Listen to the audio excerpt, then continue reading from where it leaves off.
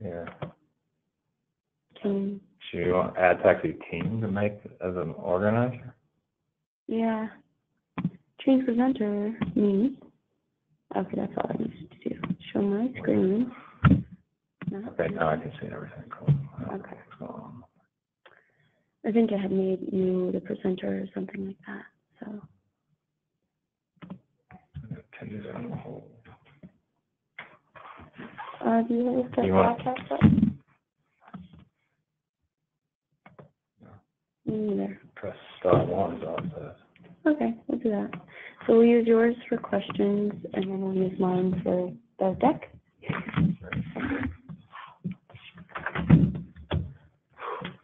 Ready? So *1. Okay. The broadcast is now starting. All attendees are in listen-only mode. Hello, everybody, and thank you for joining us for our personalization webinar. We're going to talk about 4 ways to introduce personalization for your business that you can actually implement today. So we're very excited to be here. A few housekeeping tips before we get started. Everybody is on mute just because we have so many attendees today. Thank you for joining us. Very exciting.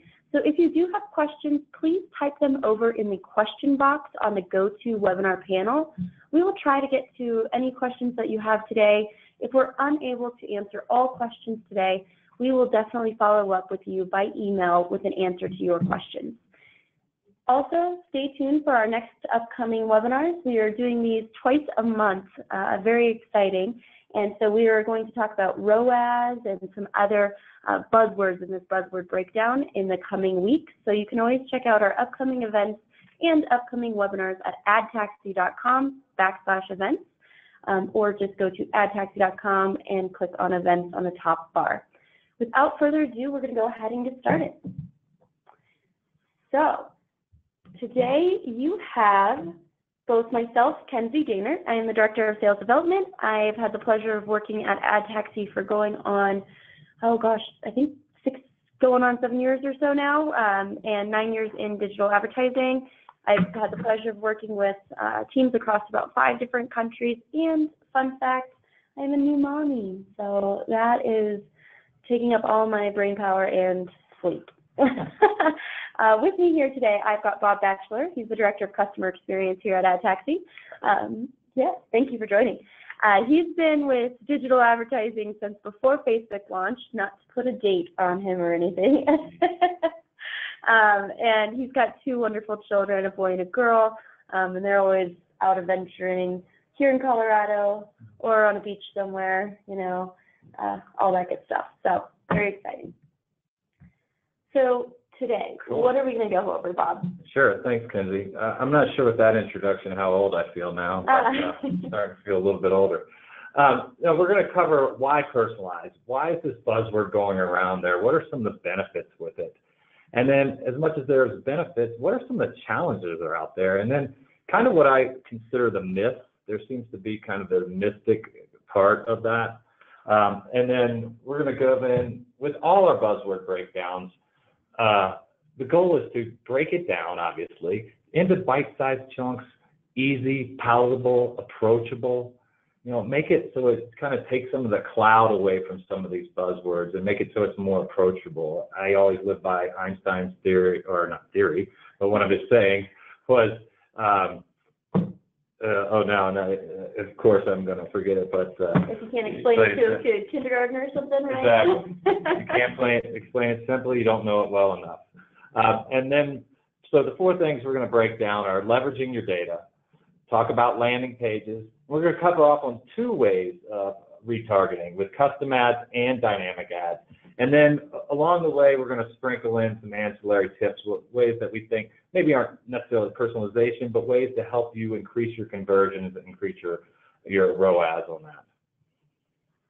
So why personalize? This one, if you've been in any of our webinars, we use eMarketer quite a bit. Just a great research company, great data, unbiased in my opinion. So they did a nice study about the importance of customer experience personalization. And so we're going to look on this, and this was from senior decision makers, from improving the customer satisfaction is one. We're just going to look at number 1 and number 2 on this. Crucially important and very important. How senior decision makers view personalization. So in improving customer satisfaction, 55% say it's crucially important. Another 32% is very important. Improving the retention, making sure you're keeping your customers. Over 50% are saying it's crucially important. And of course, why a lot of people are here is to increase that bottom line, increase sales, and increase revenue. There you've got 87% saying it's crucially or very important for increasing sales, and another 70 or 80% on increasing revenue. So obviously extremely important in that realm. Now, we just heard about why it's so important, but come on, Bob, this is actually pretty hard. I don't have the resources to do it. I don't have the people. I don't have the money. So there's a lot of challenges. So again, eMarketer went out to the market and said, what's keeping you from doing this? And this is what they're hearing. The challenges around the data. Shoot, I can barely pull my data. It's terrible when I do. And then I have no one, so with the internal knowledge on how to leverage that data to bring in personalization. So that kind of touches on why it's beneficial, what are some challenges, and then I want to cover off on what I believe are the myths out there. And the title of this is kind of Leaders Lead the Perception. Netflix and Amazon, I think people say, well, that's the bar of personalization. Oh my gosh, there is no way in the world I'm going to get to that level. I mean, they're making smoking incredible movie recommendations. They know the books I want to read. And then the Ritz-Carlton, shoot, these guys know how I like my Manhattan. They know when I wake up and what time I want to have breakfast after a couple of Manhattans. And then, Bob likes Manhattan. Yeah. And, they know the temperature of my room. But all of this, this doesn't come without people giving information. I've had to have stayed at a Ritz-Carlton at some point for them to know me. I've had to tell Netflix, these are the movies I like, these are the movies I'm ordering. So there's what I call this myth is that, these people have it nailed and, oh my gosh, that's the epitome of it all. But remember, even at this level, people are giving information to then have that personalization experience come back to them. Absolutely. So how can we get started and apply these principles or these methods to your business today? As Bob mentioned, we have 4 ways to introduce this to your business today. First, we're going to talk about how can you collect and leverage your data to create a personalized experience through, number 2, landing pages, make these custom, and then 2 ways of retargeting, 1 with custom ads and 2 with dynamic ads. So we have 2 different ways that you can apply these. And these 4 methods you can actually employ today to create a personalized experience for your prospects and customers. So the first off, let's talk about how to collect and leverage your data. So your demographic self, or you're probably pretty familiar with this. We've talked about this for a long time in digital advertising. I want to target males within the Denver market who are, 29 years old or so, or maybe lives in Chicago and have a healthy income. And that's who we look at targeting. But is that really the true picture of somebody? Not necessarily. I love this slide, but I really want. Sure you do. I really want to get in front of. It's a great illustration of what we might think of targeting somebody might not be the whole picture of that person. So this person can also be a tech adopter. They're into vintage scooters, soccer, hip hop, all of these other pieces to them. So how can we get down to these other granularity targeting methods to make sure that we're serving the right ad to that right person at that right time? It's a lot of ads. I know. Yeah. It's very complex. So your first-party data. So the first thing we want to look at is how to leverage your data and how to collect this data. First-party data, just think of it as data you own. So this can be either first-party data of people coming to your website, so you're collecting people who come to your site. Typically, you do that through a pixel, so a little piece of code that sits on your site, and it collects anytime somebody comes to your site, drops a little cookie on their browser. So you know this browser has been to my site. That's one way of collecting first-party data. The other way of collecting first-party data is through your CRM system or your point-of-sale system. And so if you have a list of past customers, you can use this data in various ways. So that is first-party data. How can you use that data? If you have that list of customers, you can segment them into various ways. What about looking at lifetime value?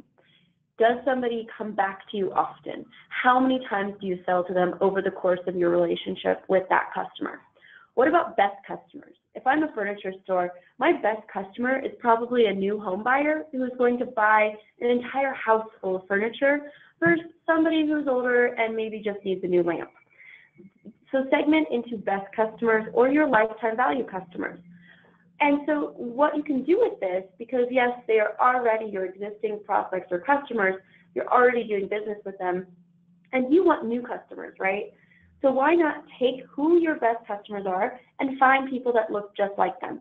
Not guessing your basic demographics, but actually looking at deeper targeting methods. And so your audience purchase with intent. Your audiences purchase with intent. So if we can serve the right ad to the right person, then we're building that customized experience. So something that is very appealing to me might be different to Bob, right? Probably so. So we want to produce that ideal ad and service that perfect customer. So one way that we've done this in the past is we actually worked with a ski rental shop, and we leveraged their first-party data. So they had about 300,000 customers, which is a healthy list to work with. And of those 300,000 customers, we were able to look at 100,000 of these and actually match that list to Facebook. So of that 100,000, 78% of people that we had on this list, we were able to match to Facebook. There's actually 20 different data points you can put in to match on Facebook. At minimum, you really need a name, so first name, last name, and email address and phone number is ideal, but there's other segments that you can include as well to match onto Facebook. With that, we're able to find people that look just like them, to develop an audience of 800,000 people for prospecting, so people that are likely to do business with this rental ski shop.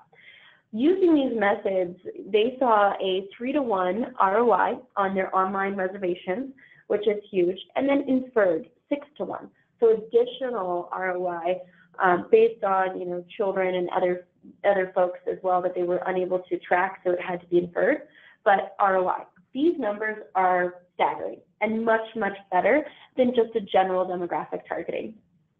Awesome. So glad you covered off on like those 20 elements of Facebook and how you match back on that. Yeah. And the fact that you can get 78% in this example is just astounding, but that's kind of the leverage of that data. Yeah. So incredibly powerful. Sometimes it still baffles me. So now let's talk about landing pages. This is where, we talked about data, and that's one of those ones that kind of gets us to a certain point of personalization and allows us to put the right ad in front of them. Now, when someone sees that ad, let's make sure our first impression, when they click on that, blows them away, is just the absolute shining star of what your business represents. And that's where landing pages really come in. So where Kenzie talked about finding the right audience, using your data, building lookalikes. We touched on the ideal ad. That's a whole nother webinar itself. So we're not going to delve into that. But the landing page is when someone comes from that ideal ad, clicks on it, and comes into your first impression, how they're going to experience your site or landing page. And the title of this side is Fulfilling the Promise. This kind of comes from one of our top reps. I love the way he positions it. He calls it Fulfilling the Promise. That promise of when I click on something, I want to land on something that's darn relevant to it. I mean, I don't know about you, but how many times have you clicked on something and you get to a home page or you get to something that's not even relevant and you're like, well, I thought I just clicked on that, but now I can't even navigate to where I want to. Yeah, it's very frustrating. Yeah, it's insanely frustrating. So, depending on your business, if you're featuring a couch in your furniture store, let them land on a couch or at least living room furniture. Don't send them to the home page. If you're a school and someone's interested in MBAs, make sure that you land on a page with MBAs or a specific landing page. If you're a service business selling gutters, land them on gutters. So just fulfill that promise when someone comes in there. Yeah, and I challenge everybody. You might think you're already doing this, or you might have thought about doing this for a while. But I challenge everybody to take away at least one of these methods, like landing pages is a great place to start, and implement it today. Double check that all of this is happening, because as you're adding new products, as you're changing your campaigns, a lot of times we see that the landing page section is a huge area of opportunity for people to improve upon. So I challenge everybody to go double check the user experience if people are landing on the correct page from the ad that you're serving them. And why do you want to do this? I think this is very, very important. So it's not just that user experience. It's not just that people will have a better user experience with your brand, but this actually benefits you financially if you're running search ads. If you're running search ads with Google and you land people on the right page of what they were looking for, this will actually increase your conversions. And at that point, Google says, hey, you're giving our users what they want, so we're going to give you a better quality score and actually charge you less, so a lower cost per click. So over time, this is going to help your ROAS. Shameless plug, we're going to go deep into ROAS on our next webinar, so please stay tuned. But this is critical to helping your overall campaign. So not just that user experience, but also makes your search campaign cheaper because of your quality score. Amazing. So what are some best practices? How can you implement this today? And what is one thing you can take away from this webinar to go double check your landing pages and make sure you're doing it? So we have a lot of details on this slide, and yes, you will get the recording of this webinar. But what are a few things that you can do?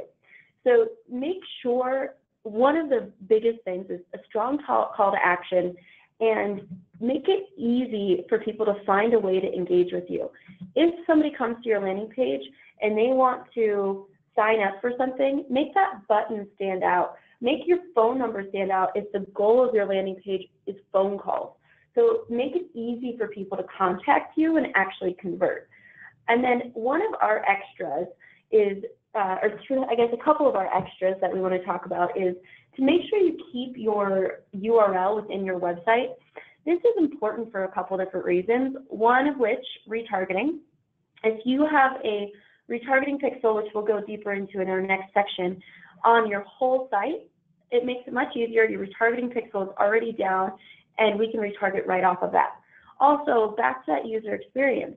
If I'm clicking on an ad on Google that says adtaxi.com, that looks authentic to me. Whereas if you're clicking on a landing page that does not live within your URL, say it says landingpage.com/adtaxi, that doesn't look as legitimate. That doesn't look as clean, and you're going to see a lower conversion rate on your campaigns. So there's a lot of benefits to keeping it within your own URL space and your own website. We also really recommend establishing those clear KPIs for the page. Like we mentioned, if you have a phone number, if you want phone calls, make sure that that is the KPI for the page. The phone number is the biggest conversion point on the page. Don't clutter it up with a form fill if you want phone calls only, if that's the key performance indicator. Mobilely optimized. Again, if this lives within your own site, your site should already be responsive, so it's mobilely optimized, then you have no problem with that landing page already being mobilely optimized. If it's not, and you cannot have your landing pages within your own website, make sure that they're mobilely optimized. This is critical. We know everybody's on mobile, everybody has a mobile device, and conversions are happening more and more on those mobile devices. And better yet, if you're able to A/B test some different landing pages, different points of conversion and ways that you format it, that's even better to find out what's working the best. So A/B test and then optimize what's working the best, introduce a new test, and just keep improving over time. Absolutely. Just, and touching on that KPI, I think, these are best practices. There's no exact formula for a landing page, but the KPI, if you know what you want, can help drive some of the design, the elements that you want to bring at the forefront of that. And to your point, A/B test it all day long and see, colors, moving everything. It does help a ton on how you can decrease your cost on acquisition on that. Yeah, I always think I know what's going to work best, and then I have to test it. Yeah, the market can prove you wrong real fast. Yep. So with that, we're trying to give you a little bit of a taste of some case studies, what's happening out there when we're doing this. So this is an attorney that we worked with, and on the left-hand side, you see the homepage. It's beautiful. It's got this big, shiny image with a smiley face, and I would say that's kind of one of those popular things, put out this huge image out there and stir emotions. But if you look like the headlines over to the right, no fees until we win, the phone number is buried on the right, really what you want them to do is buried at the bottom. So it's kind of difficult when you think about, I need to convert, I want these people, to capture information. You're sending them to the homepage. So we worked with them. We changed it up and created a landing page, put at the forefront what they thought their clients or their prospects wanted to hear most. No attorney fees, court costs, or expenses unless we win. Front and center, phone number, prominent, up top, si habla español. And for them, a form fill is what they felt was going to work. And we obviously tested. And with that, over 3 months, these are the results that we saw. And attorneys, granted, they're kind of expensive on driving leads in general, but they were at nearly $900 before we started working with them, and drove them down to under $200. So on the cost per lead, and almost an 80% decrease. So just imagine what this can do for your business with just some subtle changes. And like again, bringing personalization in to the forefront and just helping you decrease that cost per conversion. And just imagine what it might be able to do for your business, your type of business for that. Absolutely. So now, we teed it up. We're going to be talking about 2 types of retargeting. So let's start with custom ads. With this one, what we want to do is we know people are going to go to your site. People are going to do different things on your site. They're going to go to this page, or they're going to go to that page, whatever they might do. What we want to do is wherever they go, we want to align the strategy to how they're behaving on our site.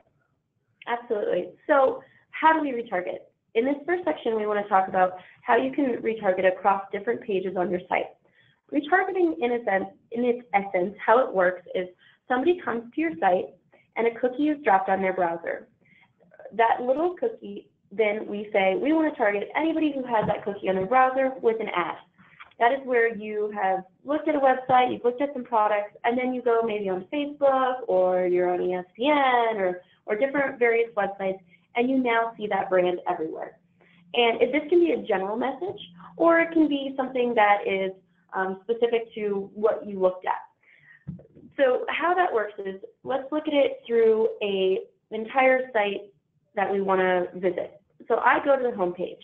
Maybe you have a retargeting pixel across the whole site, and anybody who's gone to the home page, you want to serve them an ad that says, come back, come see me. But people who have only gone to this page, they know who you are, so you don't need to reintroduce yourself, but you need to get them back to your site. Whereas somebody who's gone deeper into your site might be a different message. Let's say that I went to a website for banking, and I went to the mortgage page. I want to serve an ad that's specific to mortgages to the people who have gone to that mortgage page. Whereas somebody who's gone to a checking account page, I might serve them this ad about free checking. So there's 2 different audiences. They want 2 different things. So why not serve them different ads? How that works is you just put a different tracking pixel on the pages about mortgages versus the pages about checking accounts. And then you say, I want to serve an ad to anybody who's got the cookie from my mortgages pages, this ad, and then the people who've gone to my checking pages, I want to serve them this ad. And it's as simple as that. But this is the first step into personalization. So if I've gone to your banking site and I'm interested in mortgages, I see a mortgage ad. Whereas what a lot of people are doing right now is something very general. They might say, I went to this banking site and now I'm seeing an ad just generic about the bank. And that's not very personalized to me. It's not going to be as intriguing to get me back to the site. Now, one step further, let's say that I'm doing an e-commerce campaign and I've gone to a site, I've looked at their category or their product pages, I've put some things in my cart, and I'm like, maybe I'll go reevaluate. And then you started crying. Yeah, exactly. That happens often. Right now, I'm actually trying to figure out what's the best, healthiest probiotic for my baby because she's on antibiotics. We're all sick right now. And, I'm checking out this brand, and I put some stuff in my cart, and then I go over to this website, and I'm putting some stuff in my cart. And then I'm distracted, and I haven't decided yet. Now, why not stay in front of me and serve me an ad about my cart being full. I haven't completed it. Get me back to that page. So this is, again, you're just pixeling that cart page and saying anybody who's gone to the cart page but has not completed the transaction, let me serve them an ad about coming back, finishing that transaction. And finally, if somebody's gone to your thank you page, serve them something aftermarket. So we've done a campaign for hotels, heads and beds, and so their goal is really to get people to sign up and come to the hotel. But they have a really great restaurant at the hotel as well. So aftermarket, somebody who's booked a room. Now, anybody who's gone to that thank you page from booking a room, why not serve them a customized ad about now book your reservations for the restaurant? They fill up fast. Something of that nature. So there's ways that you can segment your website and put different codes on those pages to serve personalized ads to those groups of people. And this section of retargeting, we're really talking about grouping people. In our next section, we'll talk about how you can really target the individual.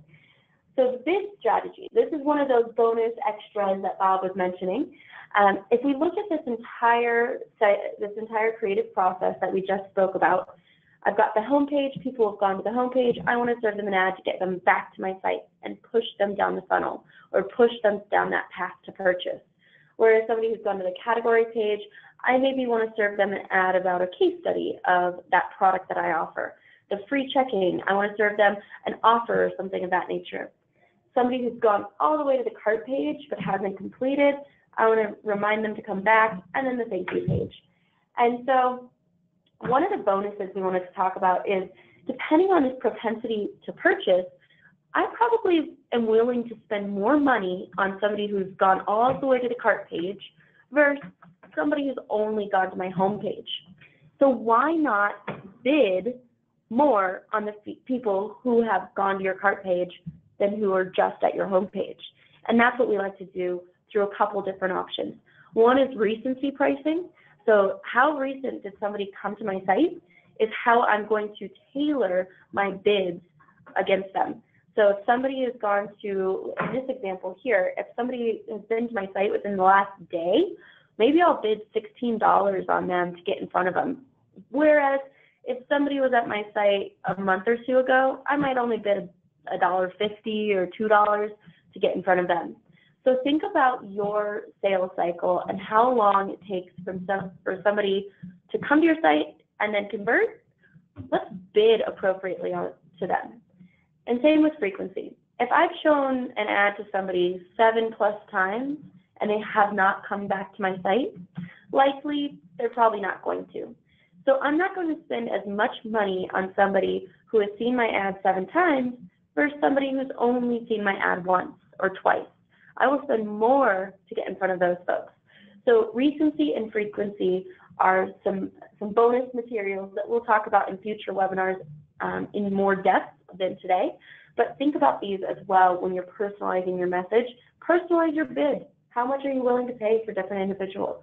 Right. And a question came in that said, is there a magic number for how often I should be, what is the frequency that I should be doing on this? Yeah, there's not a magic number, of course, but we look at about 3 to 7 times per day for users. So you don't want to bombard them, but at the same time, if you think about purchasing anything, we see so many ads every single day that you really do need to get in front of people multiple times. Within automotive space, it's about 24 to 31 touch points that you really need to get in front of people in order to get them to convert. So think about how many touch points that is. So with regards to retargeting, display ads, 3 to 7 times is a good range to be within. Cool. Good to know. Yeah. Good question. Thanks. Yes, absolutely. All right. So, Kenzie, you covered off on that incredibly. So now this is kind of the next phase, and this may lend a little bit more towards products, a little e-commerce, but it's dynamic ads. It's just that next phase that's like, in all my years in the business, this is the one I go, holy smokes, the advancements in technology are just amazing. Sometimes downright scary because that product is following me around the internet, but it is so incredibly powerful and kind of what gets you jazzed about marketing. And we didn't touch on it, but I want to cover off on it here. all these retargeting between custom and dynamic can be done on other platforms. So when someone comes into your site, you want to reach them on social, do that. You want to reach them out on search, we do that as well. RTB stands for real-time bidding. That's just a nomenclature. But in display ads, you can get out on that other platforms across thousands of sites. So all the platforms are available on this. And generally what you want to do is say, well, when I'm retargeting on this, social has been killing it for me, so I'm going to distribute dollars there. And you may want to start with broad budgets across all of them and then figure out what's going to work best for you as we hone that to your ROI, to maximize your ROI. Absolutely. And so dynamic, really, so we just talked about how you can pixel the different pages of your site to retarget to groups. So anybody who's come to my cart page, I'm going to serve them this ad. Dynamic is talking about the individual. So if you've got a product feed, so whether you are, like Bob mentioned, e-commerce, and you have a product feed of different goods, like I'm looking at baby goods or I'm looking at probiotics to buy, or let's say you do offline sales, you may still have a product feed. For example, car dealerships. They have a product feed of all the vehicles that are in their inventory right now. And so either way, whether you do offline sales or online sales, you can leverage product feeds. So if you have this product feed, what happens is if somebody has viewed several different products or product pages on your site, what we can do is actually match that inventory of what they looked at and serve them an ad with exactly that product, up to 5 of the last products they looked at. You might have experienced this. So in this example, I'm searching for a new computer, and I look at this specific Lenovo, and I like this computer. So what happens is we pull in from that product feed. This person is looking at the Lenovo. I'm going to plug it into the ad, this picture, this price, any other details that are in your product feed, we can plug into the ad, and it dynamically changes based on where we're serving those ads, whether it be on Facebook or across the RTB network.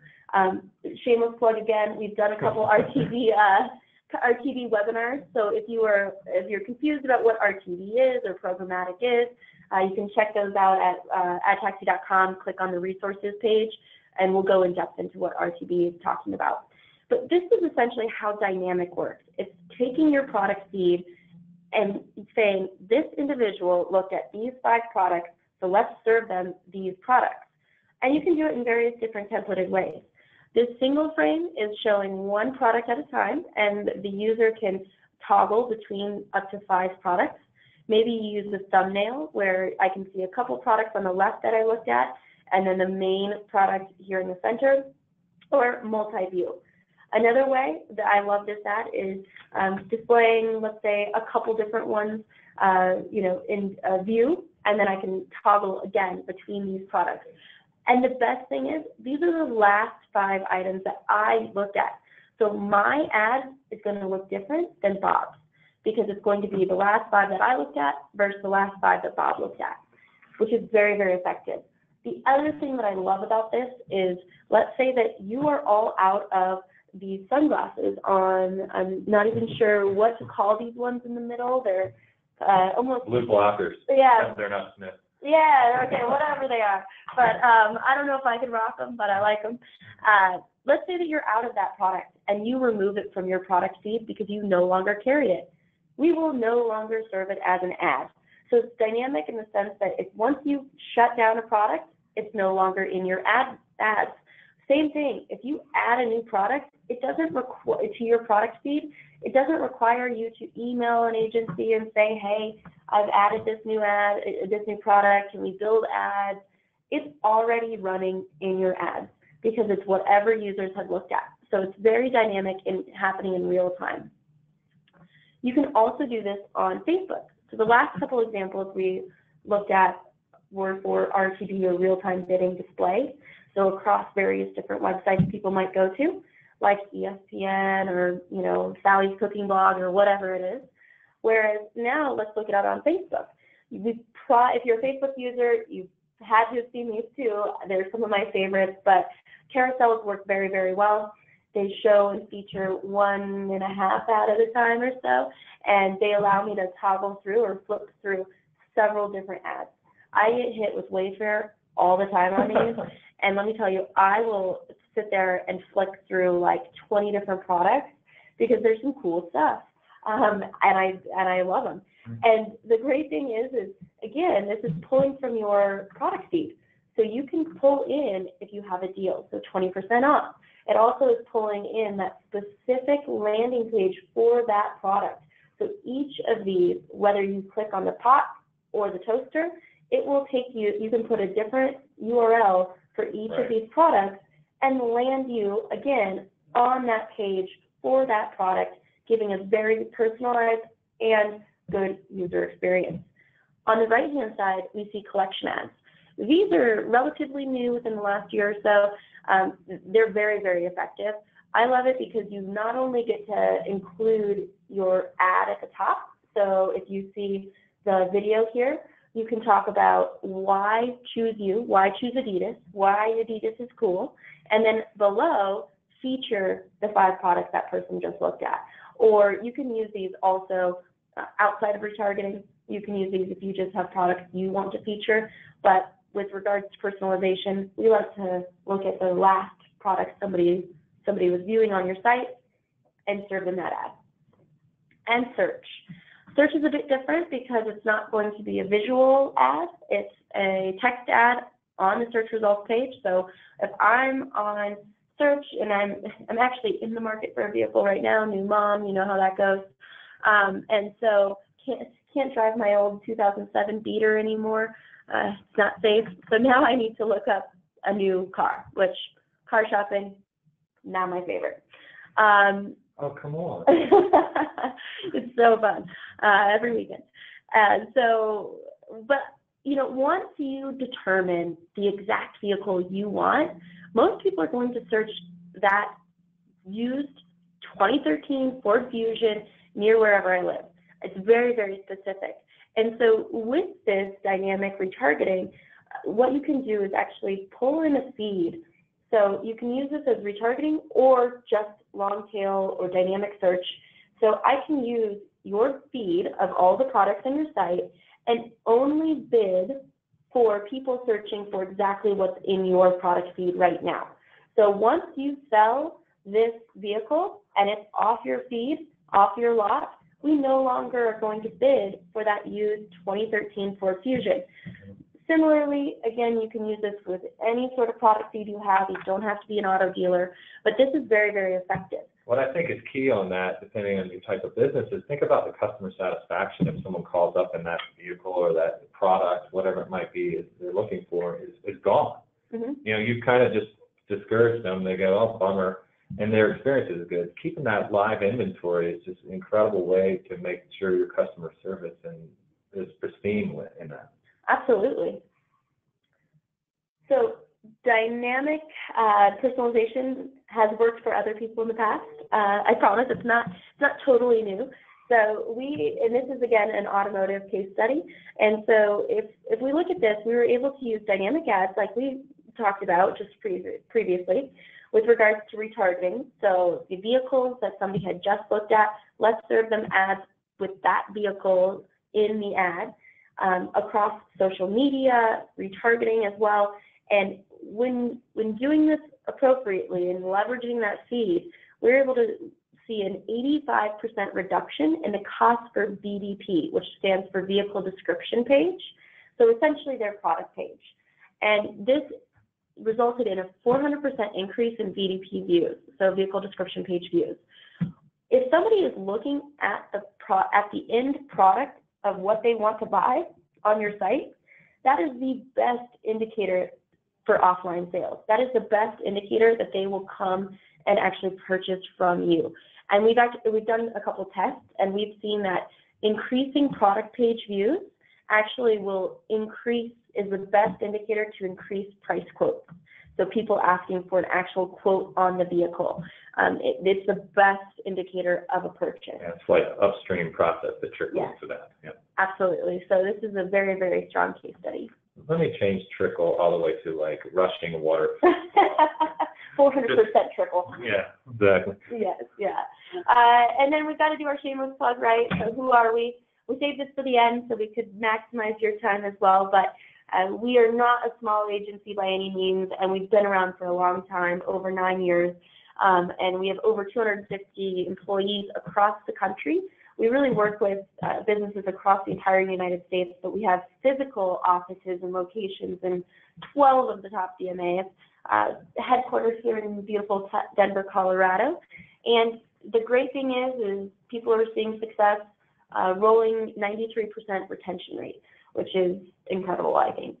We're also partners with, at the highest level of Google, so premium partners there, along with Bing, Facebook, and we just became a Snapchat partner. So we're doing some really cool things with Snapchat coming up and speaking at some live events in the next couple months. So again, check out our events page on adtaxi.com and you can see those as well. Awesome. So to almost close it out, it's a journey, folks. Don't come out and just try to race through and blow us out of the water right from the start. It does take a little bit of time. There's some baby steps. We covered kind of what we consider those 4 baby steps between leveraging your data, maximizing that, utilizing landing pages, and those 2 types of retargeting between custom ads and dynamic ads. So also there's people to help you along the way, as we already made our shameless plug. And then coming up, this is a series, and we do these every 2 weeks. Yeah. So. Coming to a computer screen near you on March 20th at 3 p.m. Eastern. If you've noticed, we are trying to do these every 2 weeks or so, always at the same time, 3 p.m. Eastern, 1 p.m. Mountain. But the next one is going to be engaging your audience across video. Video is massive. So we will dig into Snapchat, Facebook, connected TV, all sorts of things on this webinar. We have a great guest speaker, our own Brian Kroll, who has developed a lot of our strategies around connected TV, and he's just brilliant. He dances circles around me all the time, so I'm very excited to hear from him on this webinar. Yeah, and I promise you, it does say join us. The screen's just not clipping that off, so. So again, thank you so much from both myself and Bob. In the nature of personalization, here are our personal email addresses. Feel free to get in touch with us, and we are happy to help out. And join us again. Well, thanks.